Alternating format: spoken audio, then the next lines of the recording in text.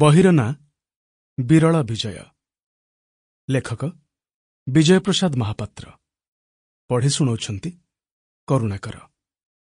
ଗଳ୍ପର ନାଁ ଭୋଗଚକ୍ର।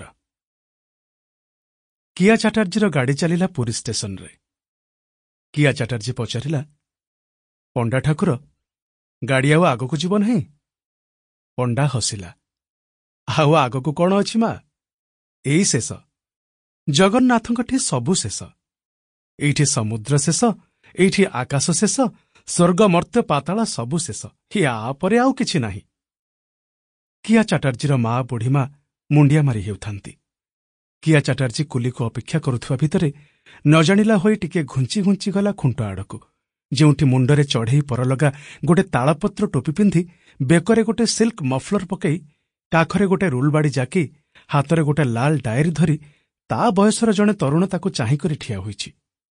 କିଆ ଚାଟାର୍ଜୀ ତାକୁ ଚାହିଁ ଟିକେ ହସିଲା, କହିଲା, ଶୁଣିଲେ ତ, ଏଇ ପୃଥିବୀର ଶେଷ।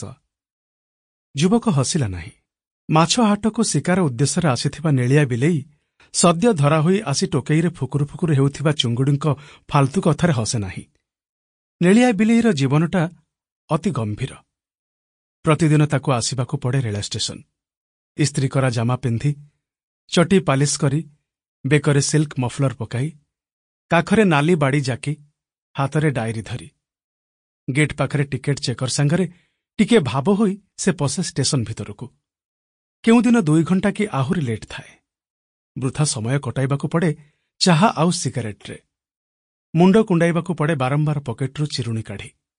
ତାପରେ ଗାଡ଼ି ଲାଗିଯାଏ। ଯାତ୍ରୀ ସବୁ ଡବାରୁ ଓହ୍ଲେଇ ପ୍ଲାଟଫର୍ମ ଉପରେ ଠିଆ ହେଲେ ସେ ବେଶ୍ ତୃପ୍ତ ପାଦରେ, ବେଶ୍ ଗମ୍ଭୀର ଭାବେ ଯାଏ ଗାଡ଼ିର ଏମୁଣ୍ଡୁ ସେମୁଣ୍ଡ ପର୍ଯ୍ୟନ୍ତ। ସେ ଯେପରି କାହାକୁ ନେବାକୁ ଆସିଛି। କେହି ତାର ଆତ୍ମୀୟ ଆସୁଛି ଏ ଗାଡ଼ିରେ, କି କୌଣସି ଏକ ବାଳିକା ମହାବିଦ୍ୟାଳୟ ଏକ୍ସକର୍ସନ ପାର୍ଟିର ଦାୟିତ୍ୱ ତାକୁ ଦିଆଯାଇଛି।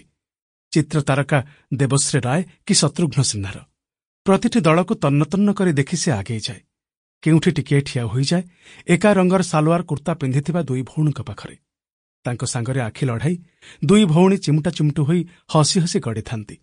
ସେ ଟିକେ ଲାଗିଯାଏ ତାଙ୍କ ପାଖକୁ, ପଚାରେ ଚାପାସ୍ୱରରେ, କେଉଁ ହୋଟେଲରେ ଉଠିବ? 2 ଭଉଣୀ ଉତ୍ତର ନ ଦେଇ ପୁଣି ହସନ୍ତି। ତାଙ୍କ ବାପା କଣ ହେଲା ବୋଲି କହି ଆସୁ ଆସୁ ନେଳି ବିଲେଇ ବାଟ ଭାଙ୍ଗି ଆଗକୁ ଚାଲିଯାଏ, ନହେଲେ ପଛକୁ। ଯୁବତୀଟିଏ ଠିଆ ହୋଇଛି ଏକୁଟିଆ।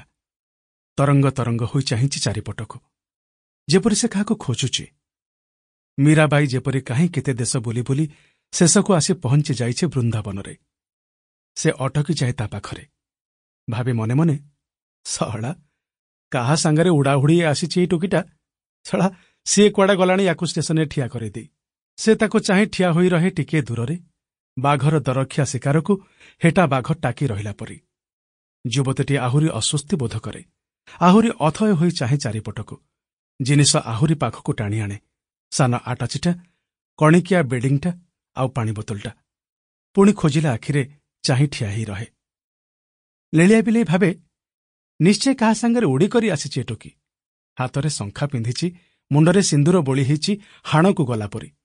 କେତେ ଏମିତି ଆସନ୍ତି 8 ପଇସାରେ ବେଶ ହୋଇ, mister and Mrs Banerjee Chatterjee Haldar ହୋଇ। କିଏ ଚିହ୍ନୁଛି କାହାକୁ? ପ୍ଲାଟଫର୍ମ ସୁନସାନ ହୋଇ ଆସୁଛି। ସେ କାହାକୁ ଅପେକ୍ଷା କରିଛି। ସେ ଆଉ ଫେରୁନାହିଁ। ମାଇପି ଏଥର କାନ୍ଦୁଣି ମାନ୍ଦୁଣି ହୋଇ ଲୁହ ଢୋକି ଗୋଟେ ହାତରେ ଆଟାଚି, ପାଣି ବୋତଲ ଆଉ ଆର ହାତରେ ବେଡ଼ିଂ ଘୋଷାରି ଘୋଷାରି ଯିବ ଯେଉଁଆଡ଼େ ସମସ୍ତେ ଚାଲିଛନ୍ତି।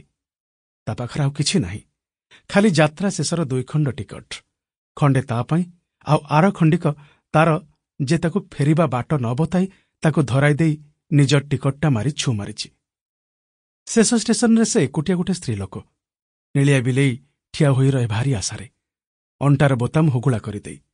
କିନ୍ତୁ ଏତିକି ବେଳେ ଗଡ଼ଜିଣି ଆସିଲା ପରି ଆସେ ତାର ବର। ବୋଧହୁଏ ହୋଟେଲ ବୁଝିବାକୁ ଯାଇଥିଲା, ପାଇଯାଇଛି। ଦୁହେଁ ଜିନିଷପତ୍ର ଉଠାଇ ଚାଲିଥାନ୍ତି।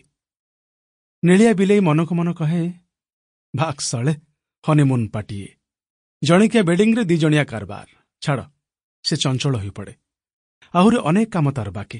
9ଟା ସୁଦ୍ଧା ତାକୁ ସମୁଦ୍ରକୂଳ ପହଞ୍ଚିବାକୁ ହେବ। ଟୋକିମାନେ ସବୁ ଆସିଯିବେଣି ସମୁଦ୍ର ଗାଧୁଆ କରିବାକୁ। ନେଳିଆ ବିଲେଇର ପୋଷାକ ବଦଳିଯିବ। ସେ ଚଢ଼ି Sample complete. Ready to continue?